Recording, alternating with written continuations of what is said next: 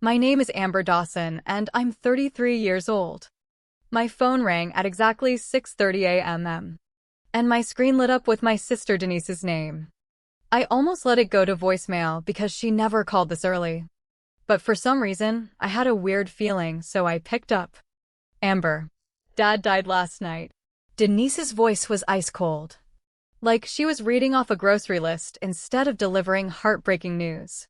There wasn't a crack in her voice, not a single tear, nothing. Just flat, emotionless words dropped on me before I'd even taken my first sip of coffee. I froze on my kitchen stool, my heart pounding hard against my ribs. My father, Walter, was 71 and, as far as I knew, perfectly healthy. We talked just 2 nights earlier about the fishing trip we were planning for next month. My mind couldn't make sense of what she was saying. What? Denise. What happened? Is this some kind of joke? Does that sound like a joke, Amber? She snapped. He's gone. And before you ask, we already spoke to the lawyer this morning. That should have been my first red flag.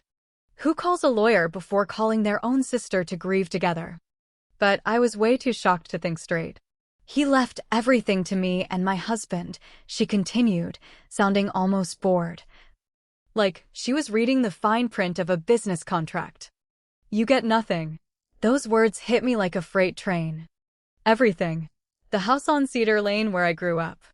The little bakery Dad built from absolutely nothing over the last 30 years. His savings.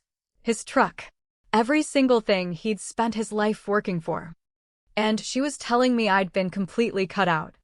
On the very morning she claimed our father had died. Then I heard my brother-in-law's voice in the background. And he laughed. Not a nervous laugh. Not an awkward chuckle. A short, satisfied laugh. Like a guy who'd just won the jackpot. Finally, you're out, Trent said loudly enough that he obviously wanted me to hear him. Finally. Like I was some problem they'd been trying to get rid of for years. Like my father's death was the answer to a wish they'd been making behind closed doors. Something inside me shifted right then. The shock faded, replaced by a cold, crystal-clear anger. Because sitting barely 3 feet away from me, at my own kitchen table, wearing his gray cardigan with his reading glasses resting on top of his head, was my father. Alive. Calmly sipping his morning coffee. He'd stopped by, just like he did every Tuesday, to help me sort through old family photo albums before my daughter's birthday party this weekend. He hadn't said a single word yet. He was watching my face. And I watched his expression slowly change from confusion to something much sharper. Something I hadn't seen in years. I didn't interrupt Denise. I didn't gasp. I didn't argue. And I definitely didn't tell her the truth. Instead, I quietly reached over, tapped the speaker button on my phone, and placed it flat on the table between us. So the funeral home already picked up the body. Denise kept talking, completely clueless. And honestly, Amber, this is probably for the best. You were always gonna make things messy with the estate anyway. This just makes everything easier. Dad's coffee cup stopped halfway to his lips. His jaw tightened. I'd only seen that look twice before in my entire life. Once when a supplier tried to cheat him on flour deliveries for the bakery. And once when a contractor tried to overcharge my mother for fixing the roof years before she passed away. It was the look of a man who'd finally heard enough. Trent already called his brother about draining the business account, Denise continued. Technically it's ours now, and we don't need her name anywhere near it. I looked over at Dad, without making a sound. He gently set his coffee cup on the table, folded his hands together, and leaned slightly toward the phone. Dad? He said, his voice calm, low, and rock steady. That's a pretty interesting way to describe a man who's sitting right here, drinking his coffee and listening to every single word you just said. Silence. The kind of silence that feels endless. I heard Denise suck in a sharp breath, like all the air had been knocked out of her lungs. Somewhere in the background, Trent tried to say something. A stammer. Half a word. Then, nothing. Just dead air. Heavy, suffocating silence.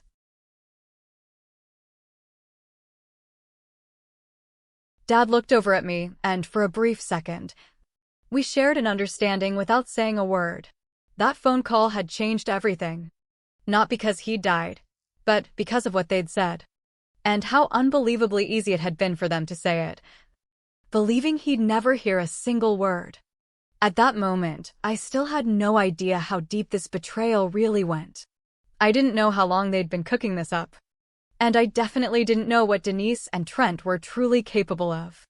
But sitting there in my kitchen that morning, watching my father's quiet fury settle over the room like a storm about to break, I understood one thing loud and clear. Whatever they thought they'd just won, they were about to lose a whole lot more. Dad picked up the phone himself, slowly turning it in his hand as though it weighed far more than a piece of plastic and glass. "Denise," he said again, "I think you and Trent should come over to the house this afternoon. We've got a few things to discuss." His voice stayed so calm. Honestly, it was even scarier than if he'd started yelling. I could hear Denise stumbling over her words. The confidence she'd had only moments earlier was completely gone, replaced by panic and broken excuses. "Dad, we thought. I mean, someone told us you'd had a heart attack last night. The neighbor said an ambulance came to your street. We just assumed." "You assumed wrong," Dad replied simply. "And instead of calling me to check, or calling a hospital like any normal person would, you called a lawyer to figure out how fast you could grab everything I own." He paused, letting every word sink in. "That tells me exactly what I needed to know." Denise scrambled to recover. "Dad, please. It was just a misunderstanding. We were upset. We weren't thinking straight." "You were thinking clearly enough to call your husband's brother about the business account," Dad interrupted. For the first time, I heard steel underneath his calm voice. "You were thinking clearly enough to tell my daughter she gets nothing on the day you believed I was dead." He let another heavy silence settle over the line. "That's not confusion, Denise. That's who you really are when you think no one important is listening." I sat there gripping my coffee mug, my hands trembling ever so slightly, still trying to wrap my head around everything that had happened in less than 10 minutes. My father had built Dawson's Bakery from a single rented storefront. When he was only 26 years old, he worked 18-hour days. Then he'd stay up half the night teaching himself bookkeeping after my mother had gone to bed. After Mom passed away when I was 19, he raised Denise and me by himself. And not once, not ever, did he make either of us feel less loved than the other. Apparently, though, somewhere along the way, Denise decided an inheritance mattered more than family, more than loyalty, more than our father himself. Then Trent finally jumped back into the conversation. "Walter, come on," he said, his voice loud and defensive. "This is getting blown way out of proportion. We were grieving. People say stuff." "You laughed," Dad answered flatly. "I heard you laugh. You said, 'Finally she's out.' That's not grief talking, Trent. That's relief. Relief that you thought you'd finally gotten rid of a problem." Now I could hear Denise crying. They sounded like the tears of someone watching a carefully planned scheme crash and burn right in front of them. "Dad, please don't do anything rash," she pleaded. "We can still sit down and talk about this like a family." "We are going to talk," Dad replied. "This afternoon. 4 o'clock. At the house. And bring every piece of paperwork that lawyer prepared. I want to see exactly what you two plan to file the moment you believed I was lying in a grave." Without waiting for either of them to answer, he ended the call. Then he gently placed the phone back on the table. It looked effortless. But I noticed something anyway. His hand wasn't quite steady anymore. For a long moment, neither of us said a word. Then Dad looked at me. His eyes were glistening in a way I hadn't seen since the day we buried Mom. "I always knew Trent didn't care much for me," he said quietly. "But I never imagined Denise would go along with something like this. Not really. Not while I was still alive." "Dad, I'm so sorry," I whispered, reaching across the table to take his hand.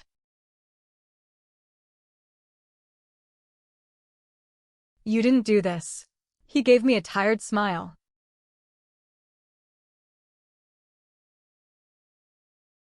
"Not when your car broke down." Not even after your husband walked out on you. He shook his head slowly. Denise has asked me for money more times than I can even remember. And somehow, she's the one who believes she deserves everything. That afternoon, Dad called his attorney, a sharp, no-nonsense woman named Priscilla Yates.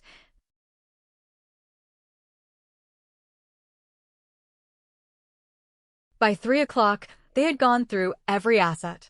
The house, the bakery, the business accounts, his savings, every single thing he owned. Dad made it crystal clear exactly what changes he wanted. At precisely 4 that afternoon, Denise and Trent showed up expecting a family discussion.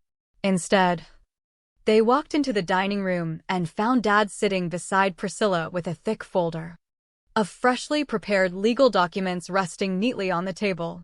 I won't repeat every single word that was said in that room. Some of it got pretty ugly. Some of it revealed years of resentment Denise had apparently been carrying around. She admitted she'd always felt like the less-loved daughter, even though nothing could have been further from the truth. Dad had spent our entire lives treating us equally. But jealousy has a funny way of rewriting memories. No amount of love can compete with a story someone keeps telling themselves.